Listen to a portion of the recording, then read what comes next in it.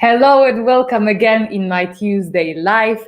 Today we are going to be talking about insulin resistance and what lifestyle changes to implement to relieve your symptoms. Let's do this.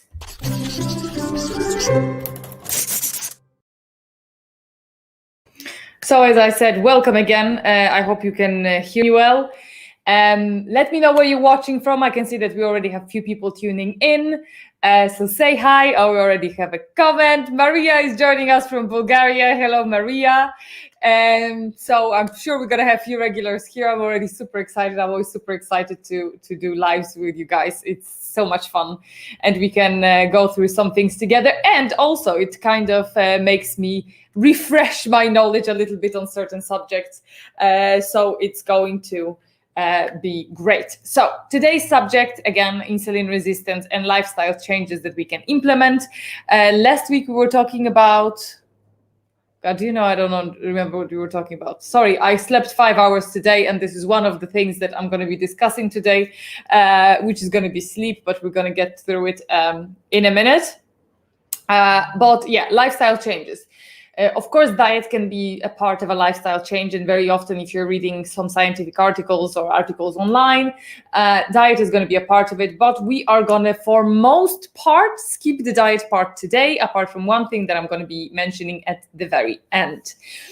So without further ado, let's go through it. So what lifestyle changes can we implement? Now, you will see straight away, which you might be confused about.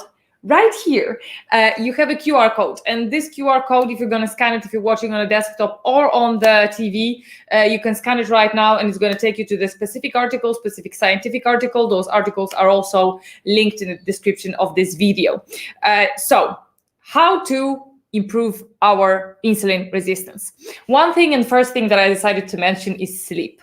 Now, people tend to think very often that when we talk about improving your medical conditions with sleep, it's just mumbo jumbo, and people are like, we don't know what to tell you, so you should go and you should sleep.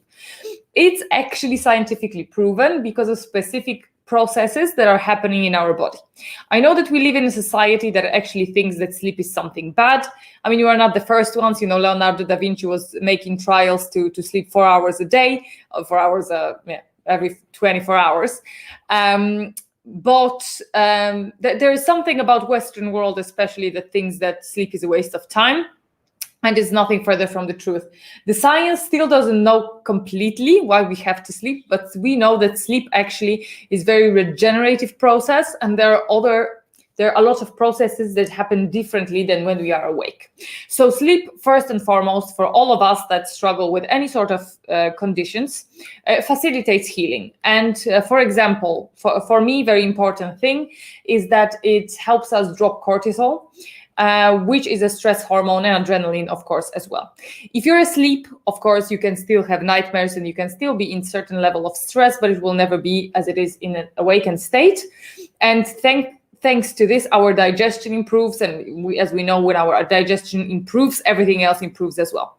So when our cortisol goes down, and our stress hormones overall, possibly the HEA, our symptoms might be relieved. So as simple as that. Not only you can heal your inflammation if you have highly inflammatory, for example, PCOS or just insulin resistance that is highly inflammatory, it helps us lower our sugar. It also has been connected with lower ghrelin levels, so higher leptin levels in your body, which means that you are not going to be as hungry if you slept well. So if you're depleted of sleep, you're going to be more hungry, which of course will make you crave more things and so on. You're going to be more stressed because you're more prone to releasing adrenaline, and because you're longer in a resting state, it's almost like you're burning your body more further on. So sleep actually has been proven.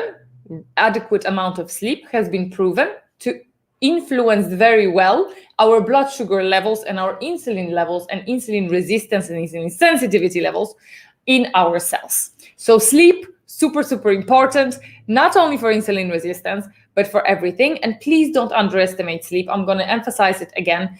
And I know many people just can't afford sleep, but if you can afford something, try to afford sleep before you can afford supplements. I would say that sleep is much better than supplements. I take sleep over supplements any day.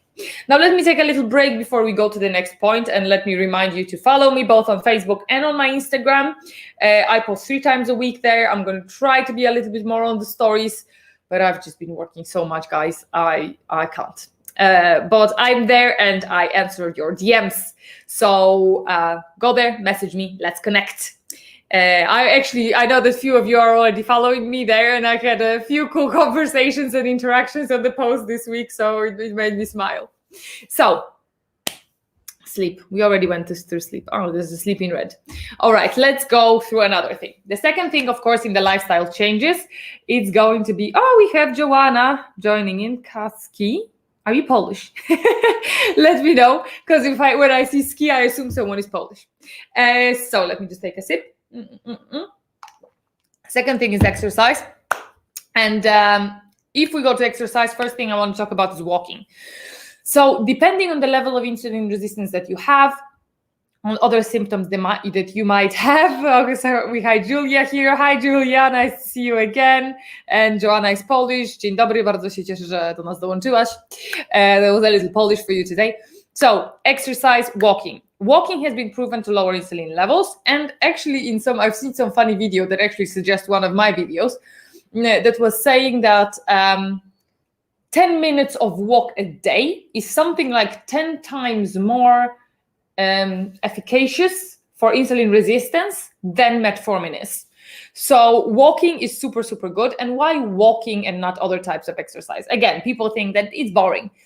Walking actually is type of exercise that will raise your blood pressure, that will, give you more oxygen, that is relaxing. It is proven to be relaxing, especially if you're walking outside and not on a treadmill, because not only looking far away lowers your cortisol levels automatically, but also slow walking, the process of walking has been proven to lower our cortisol levels.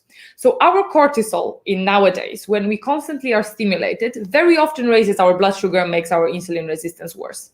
So everything that is going to lower cortisol, it might also indirectly influence our insulin levels. So walking is great. And also, we already have a lot of stress on our body. Our cells don't produce energy very well. So we don't want to stress them more, just to kind of ruin them. When you have insulin resistance, your cells, it's not as simple as I'm going to push my body a little more and it's going to create more energy and it's going to burn a little more fat. No, your body will become resistant. You might become even more fatigued, never lose weight, and just tire yourself in the process. So unfortunately, even though we all would like to be able to speed up the process, walking is going to be great for you if you have PCOS. Let me know, by the way, what do you think about those stuff so far? And if you have enough sleep, let me know how many hours a day on average do you think you sleep? I would love to know that. Let's go further. So the next thing will be strength training. And I had quite a big difficulty actually finding scientific article about strength training. And by the way, for all of you who just tuned in, this QR code will take you to a scientific article that I found that information. Of course, there's many more. This is just the first ones that I have found. And with this specific thing, I had a difficulty finding a scientific proof, not because it wasn't tested enough, but it hasn't been tested enough in women. So this is super interesting thing. And this study actually included women, from what I remember, because I don't think it was fully fully done on women, but it definitely included them. And it has proven the strength training. This was actually combined with cardio, improved insulin resistance more than cardio itself. Now, again, as I told you before, intense cardio, especially if you're going to be doing a lot of running or a lot of, very high intensity cardio, it can stress your body even more. So sometimes it can have the opposite effect. However, strength training, not overly exerting strength training, so when you hear like slow weighted workouts, have been proven to improve insulin sensitivity. However, if you have very, very high level of insulin resistance and a lot of stress in your body and a lot of inflammation, you should start with walking and progress slowly. I always love the progress, progress, take one step further every day, because otherwise, again, you can overstress your body. And I said it 3,000 times. And I will say it again. I was the person who did the opposite. I was weight training. I wasn't losing weight. I started weight training more to lose weight. Then I put cardio on top of that. And I got myself to a complete state of sickness for 3 months and didn't lose single pound, single kilogram, and actually ended up gaining weight. So there is my personal experience, of course, behind it. Not everybody's going to have the same experience because everybody's is a little bit different. That's why it's very important to try simple things first. And if you feel really good with it, start incorporating a little more until you find your tolerance. So everything is a little bit test. Now, who do we have? Maria is sleeping 8 hours. Fantastic, Maria. Joanna, 8-9 hours of sleep. I'm more on the 9 hours, to be honest, spectrum. Today I slept 5 hours. Oh my God. I'll tell you in a minute what I tell you at the end what I did today. That just ruined my day. Julia, try to sleep 8 hours, but it's not easy. You always wake up in the middle of the night. Do you know what time do you wake up? And do you have any problem falling asleep, Julia? Let me know. I think it's Julia because it's Norwegian, isn't it? So it's not with J, it's with Y. Let me know, if you have problem falling asleep, if you feel more energy before you fall asleep, because that's going to be very interesting. Right, so try sleeping 8 hours, but it's not easy. Where were we? Strength training. Let me just take a look at one thing. All right, strength training definitely improves insulin sensitivity and insulin resistance, but you have to make sure that you actually are gonna do it very, very slowly and improve very, very slowly. And now when we are on it, please let me know what type of exercise you are doing, if you are doing any. I cannot make any exercise at the minute, unfortunately, because I have double ankle injury for 8 months now. Still trying to get that diagnosed. So let me know what type of exercise you are doing. Okay, Julia saying yes, it's Julia, not Julia. I wake up around 3 and 4, and yes, trouble sleeping after that. So, Julia, please read on adrenal fatigue. And let me know. I'm going to describe, sorry guys, a little side train. I'm going to describe a little bit what symptoms adrenal fatigue might have. And if you want me to make a separate video about it, I will. Now, a few questions to Julia right now. Do you have like a crush of energy around 2-3 p.m.? Maybe yes, maybe no. This is just my idea, so I might be wrong. So do you have a crush of energy about 2 or 3? Do you have another like second wave of energy in the evening? Do you lay in bed and feel tired but wired, and for a little bit you cannot sleep? Then you fall asleep, but you wake up in the middle of the night. And in the morning, if you finally asleep at this 5-6 a.m., you wake up a few hours later and you cannot get up for the life of you. Let me know if that's the similar scenario, or at any of this point I was wrong. Because if it is, it might be adrenal fatigue. So Maria says she's doing cardio 3 times a week for 20 minutes. If it works for you, it is fantastic. 20 minutes is also not too long of a time to be doing cardio, especially if it's adapted to you. There's nothing wrong with cardio, as I said. It just depends how much stress does it put on your body. So if you feel that it puts a lot of stress on my body, I was never particularly good in cardio. I was told by my cardiologist who was doing my heart echo of my heart, because I used to have a hole in my heart, different story. He was checking my heart and he said, you have a quite small heart for such a big person. So I have quite a small heart naturally, so I should be exercising. The last time I tried, I thought my heart is not going to make it, but it was my ankles that gave up. Julia, all true. Okay, adrenal fatigue, my love. So, separate video, but read on adrenal fatigue and how you can mitigate it. There are things that you can do. All the things that we're going to be talking about today and trying to improve them at least slightly, one step at a time, are going to be good. However, we can talk about it other time.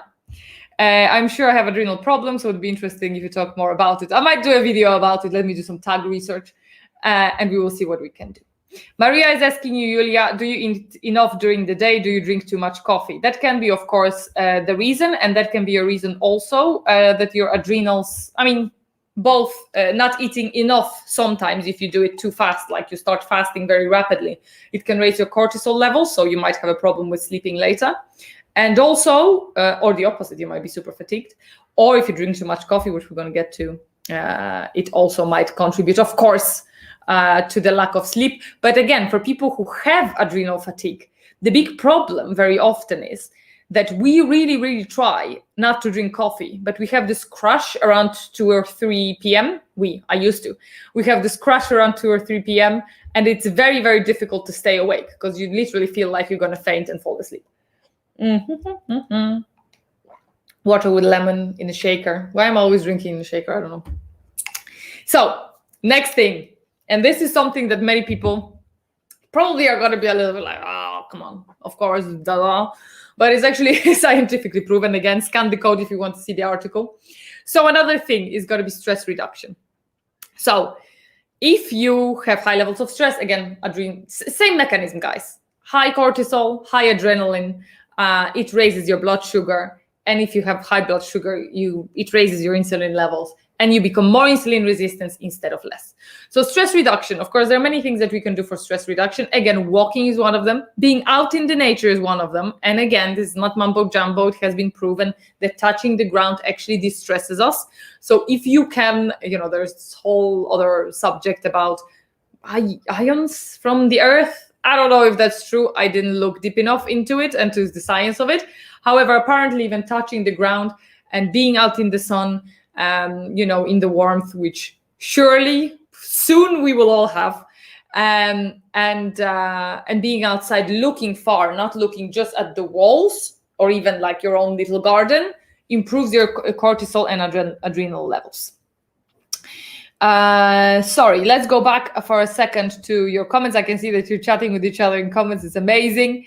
Maria, now I try fasting and keto, so I don't eat very much with this. I don't drink much coffee, but I'm trying to limit it. Before keto, I had to eat much sugar to feel good. That's very important information that you are trying to keto and fasting. I probably asked you in a previous live, how long have you been trying it? And did it get worse since you started keto and fasting? Because there can be another issue there. Joanna, is adrenal problem related to DHEA's hormone as well? For me, it's a bit elevated. If you can talk about that one day, that would be great. Yeah, adrenals also create DHEA. So adrenal problems overall can contribute to high adrenaline levels, high cortisol levels, and high DHEA.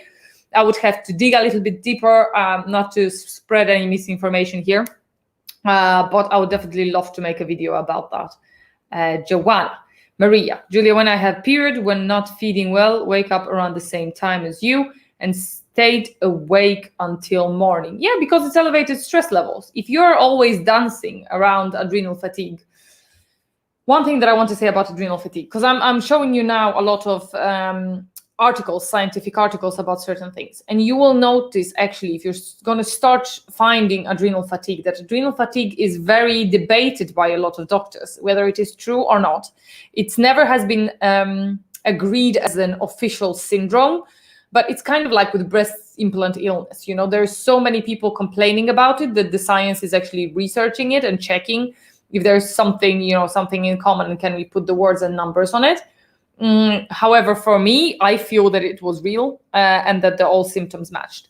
So yeah, I definitely agree that if you don't eat enough, you might have problem with sleeping. And also as well, if you fast, for example, and if you are keto, it might be that you're lacking some stuff like magnesium, potassium. I know that magnesium, I think, can interrupt our sleeping patterns, doesn't it? And magnesium is very easily depleted with keto because we tend to need more electrolytes. So that might be another thing to check. And always also take B vitamins because they are good for our nervous system. So also for resting as well. Right, let's go further because we are getting stuck in the comments, which I don't mind. So another thing, meditation. And meditation, I know that many people, again, don't like meditation. A lot of people don't like lifestyle changes, to be honest. I love how people, when you tell them, have a little bit more sleep, have a little bit more walks, meditate a little bit, which basically you're giving them three free solutions. Most people are going to say no to them and choose supplements that are very, very expensive. However, I feel that lifestyle changes actually work better very often than supplements. Not that you shouldn't take supplements, because of course we need to give our body the best chance in everything.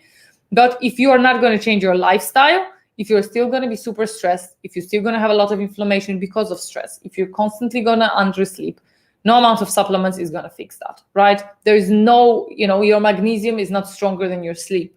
Your inositol is not going to be stronger than your diet or than your walks, So there is very, very important. Now, meditation in this study, you will see, was actually connected to lowering insulin levels and insulin resistance. And that was actually, this study was conducted with people with diabetes and not insulin resistance itself, although it was said that it influenced insulin resistance levels, because of course diabetic people are extremely insulin resistant.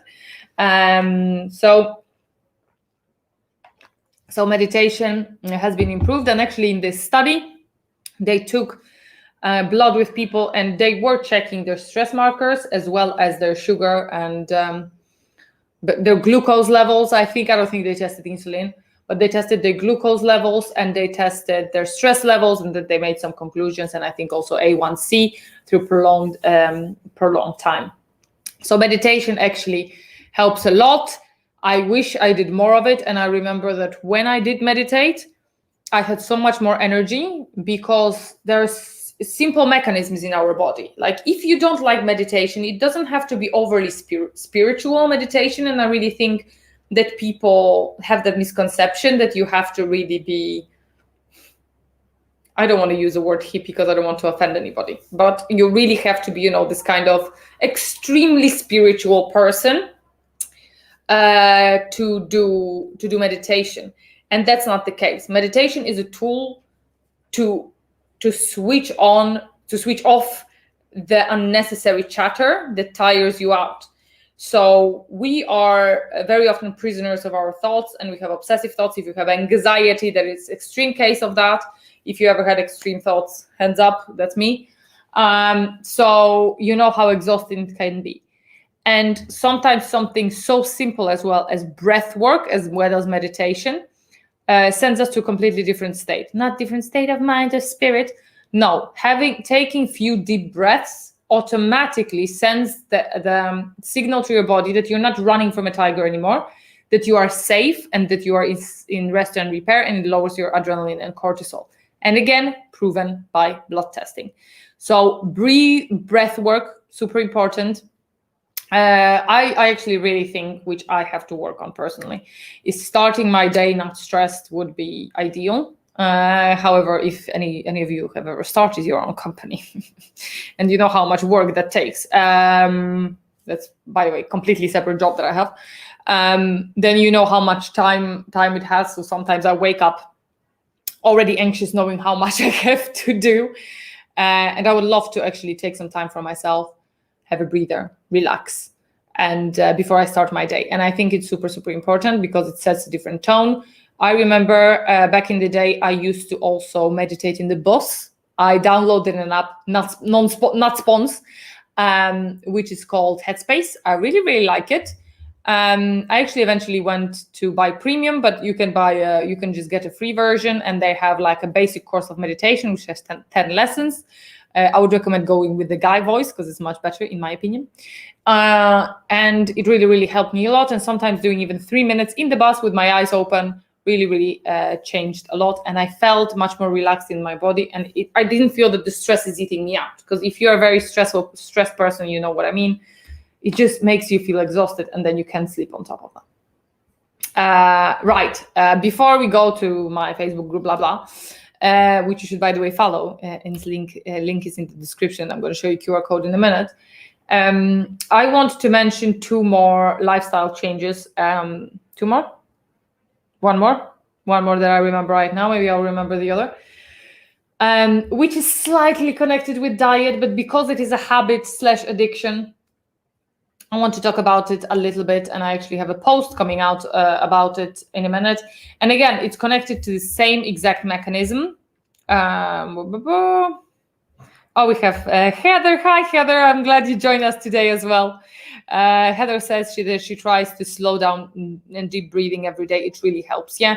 We tend to think that something is too easy and too good to be true, but it actually does work. And I'll tell you something, guys. It's 5:30, again, private thing. It's 5:30 today, where I'm at, 5:30 p.m. And I have another meeting at 6, and I had another live show at 8. So I definitely am going to have to stop and take a breather in the middle because I feel like I didn't breathe all day. So another lifestyle change, coffee.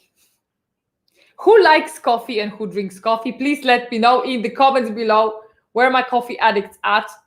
Because I used to drink coffee. I'm the kind of person who is very on and off with coffee. However, this last period when I was drinking it over a year. So of course, if you drink coffee very regularly, it almost switches from something that you want to do to something that you have to do, because it is a caffeine addiction.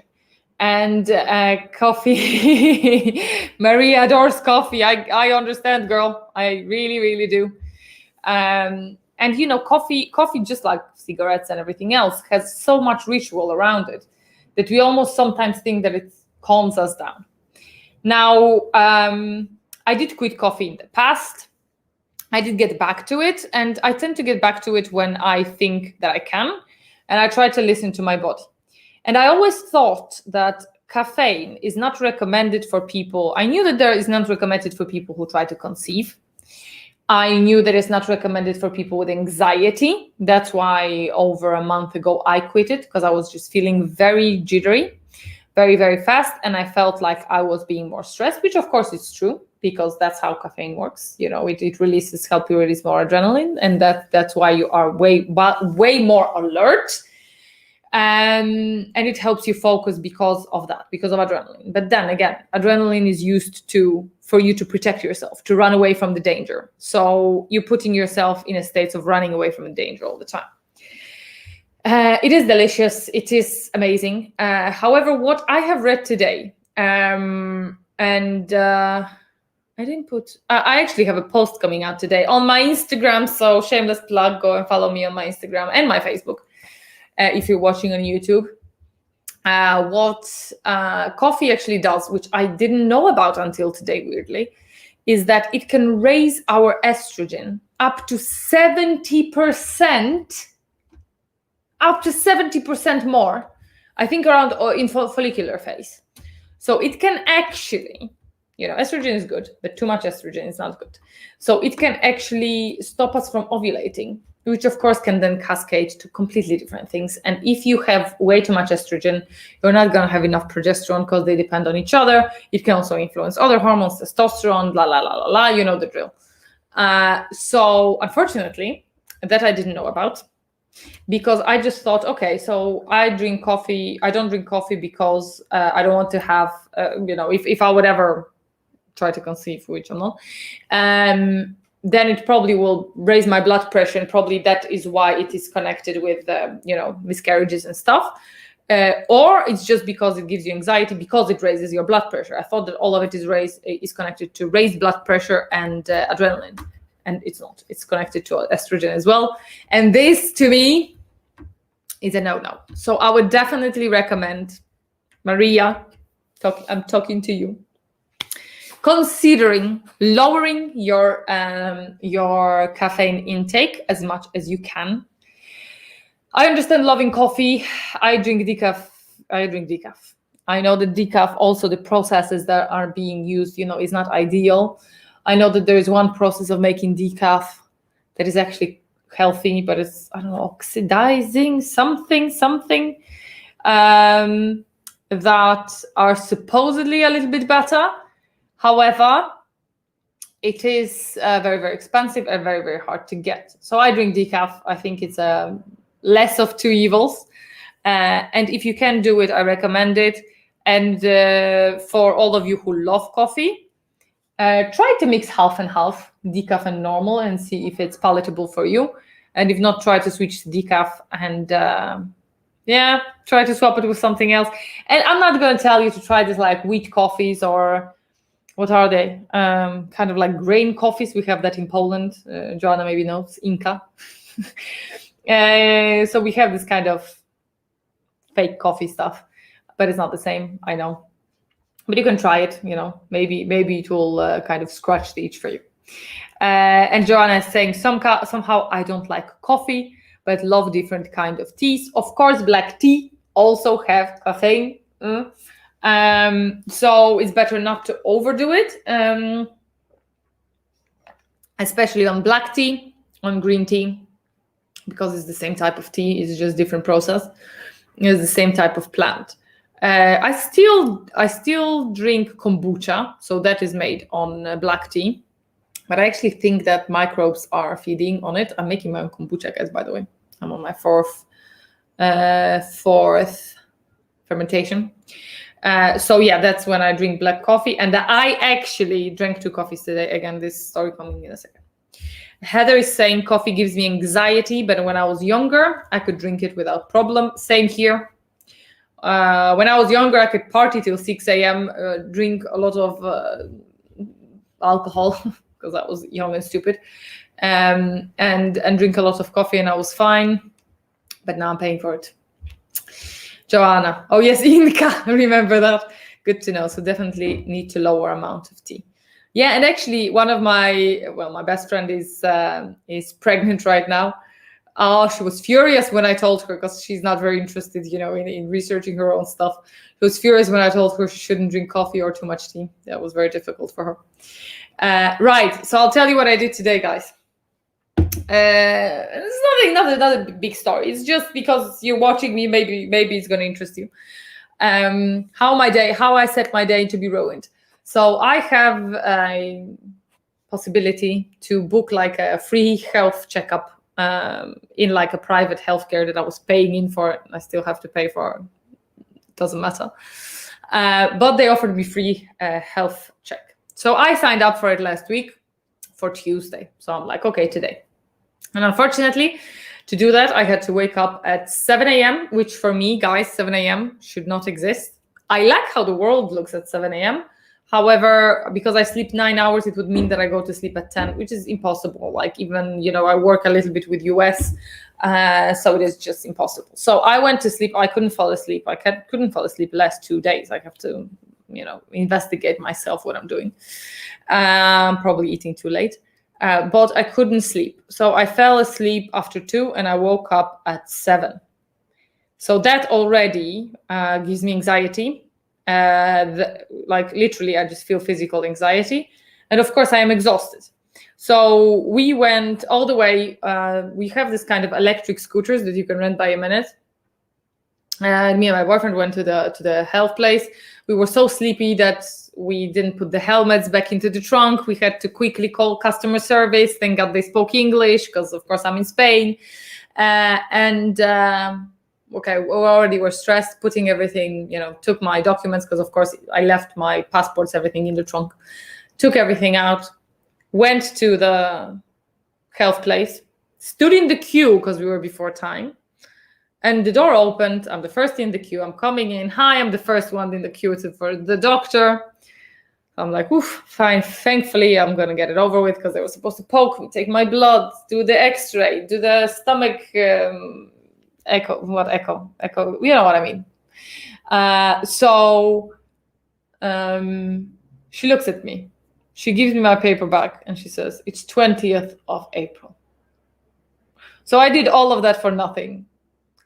And I woke up, I slept 5 hours knowing that I have a day where I have to work till 9 p.m. today. I did it all for nothing. I was very disappointed with myself. And what did I do then? I drank 2 coffees, guys. And I'll tell you this. Being tired, being stressed, and trying to patch things up with a coffee, for me, always backfires. For 2 reasons. One thing, it's usually when I don't sleep enough, I'm already anxious.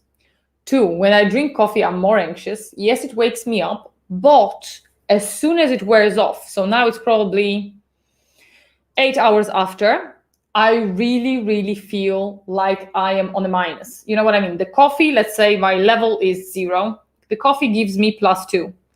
But when it stops working, I'm on -2 instead of being on 0 all the time. So it's kind of a borrowed energy from later on in the day. Let me know if you ever felt like this. It is borrowed energy I feel from the rest of the day. And it actually makes me feel much more tired later. So I don't have problem falling asleep as long as I only drink coffee in the morning. But coffee is borrowed energy because you put your body in the overactive state, and then of course you use this energy, you use this stress. You're putting yourself on purpose in the state of stress to actually function the same. Julia said it's exactly the same. Thank you, Julia. It's you see, it's what it is. We are more similar than we think. So even though I like coffee, and my boyfriend is not gonna quit coffee ever. He's a complete coffee junkie. So it is difficult not to drink coffee. And coffee is very social. And I have these memories going to what was called Coffee Heaven back in the day in Poland. So it was like a knockoff of Starbucks. Used to go to Coffee Heaven with my sister all the time. Having nice latte with a whipped cream when we had our super extreme diets, and we were bragging to ourselves, oh, look at me, I only ate one sandwich today. Look at me, I drank only latte for dinner. And we thought we were so cool, and we were ruining our bodies with yo-yo dieting and over-restrictive diets. So that's that. Ladies, I am finishing with what I had to say. I see that we have still quite a few people watching. So let me know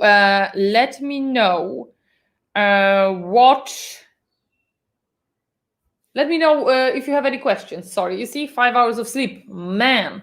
And now I have to go there in a week again. So I'm going to be sleepy next week as well. So let me know if you have any questions. Here you have QR code to join my Facebook group. I can see that we have someone watching actually from the group, which is super cool. So make sure, for those of you who are watching on Facebook, the group is attached to the community tab. But of course, you can also scan this QR code whenever you want to. You have also on YouTube, you have also it in the links. Again, even though you have QR codes to all the articles, you also have your articles in description if that is easier for you to read. So make sure you go in, you scan through them, read the abstract or whatever, and let me know if you have any questions or comments. Let me know if anything of that was adapted to you. Follow me on my Instagram, follow me on my Facebook. I'm going to hang around for a little bit more to see if we have any comments. We usually have comments coming in at the very end, so we can chat a little bit more. Is there only one person who likes coffee in this place? Let me know if you do. Let me know now in the comments if you can. Are you adapting any of those strategies? Are you exercising? Are you doing meditation? Are you cutting coffee? Have you done all of them and it was successful for you? Or which one do you think is the most successful? I would love to know that. And in the meantime, I'm going to have another sip. And as usual, guys, when I did those slides today, I tried to put them together through the order of priority of how important I think something is and how much you should prioritize those things first. So, for example, this sleep for me is the first thing. Sometimes to achieve sleep, you should be walking, because, of course, walking distresses you so you can sleep better. Being outside, breathing fresh air distresses you. Breathing a little bit deeper distresses you. Quitting coffee distresses you and helps you sleep, right? So sometimes you might not be able to sleep and you're going to have to adjust some things. That's that. I think we're going to be finishing if there is no more comments in. Any more comments? Let me know. Let me just switch off this overlay here. And that's it, ladies and gentlemen. I want to shout out my true friends that joined. Sorry, I didn't highlight one comment from Chris. Hi, Chris. I'm so happy that you joined us and that you commented on the video. Of course, I want to thank Maria, Joanna, Chris again, Julia, Maria, I already said, Heather, all of you to join in. Thank you, Joanna. It was great to be here. Julia is saying, I love coffee. Highlight of the day. I know. Heather is saying that she would love to meditate. Not sure how to start. Try to download one of the apps. I recommend definitely Headspace. It's an app. I'm pretty sure it's available both for Android and for iPhone. And they have 10 lessons of guided meditation that teaches you how to start meditating. And I found it very helpful. They also have meditation for sleep that helped me tremendously when I think I had adrenal fatigue. So definitely recommend Headspace, not sponsored. Maybe one day if they sponsor me, I'll take it. So Headspace. I know that some people like apps like Calm. I don't know. I found it a little too plum, you know what I mean? Too fairy-like. But I definitely recommend Headspace. Now, one more thing before I go. Every week, I'm going to try to do it earlier this week. Every week, I release the poll, giving you 2 options of what video you would like to see next. Because I have to do some research first and see what I feel comfortable talking about to you. So I will release a poll to ask you which of the 2 videos you want to watch, and I'm going to release it in my community tab. So when you scroll through your YouTube, it should appear. If not, you can always come to my community tab and answer that question. You can come over during the weekend because 100% is going to be there during the weekend and answer that question. So I'm sure that I'm making content that you are going to like. Julia also is asking one last question. Do you have any recommendations for cortisol? Yes, high cortisol is literally doing all of those things that we mentioned today.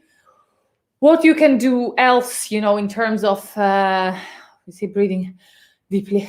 I'm already out of breath. So breath work, meditation, sleep, walks, everything that you like doing. I wanted to say sex. Why not? Also helps distressing.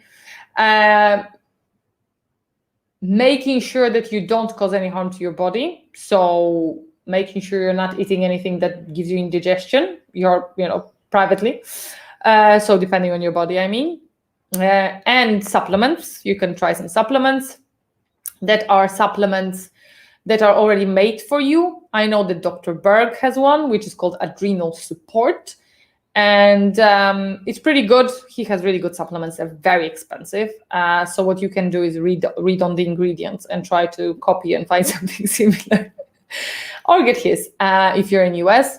So Dr. Berg Adrenal Support. And general vitamins, and replenishing your body. Also, magnesium is very good to kind of tone down. And if you haven't seen my androgen reducing natural herbs live, make sure you come back to it, because I also talk a little bit about adaptogenic herbs there and about a few toning things that might help you. Also, if you have problems sleeping, because Julia, I told you who had problems sleeping, am I right?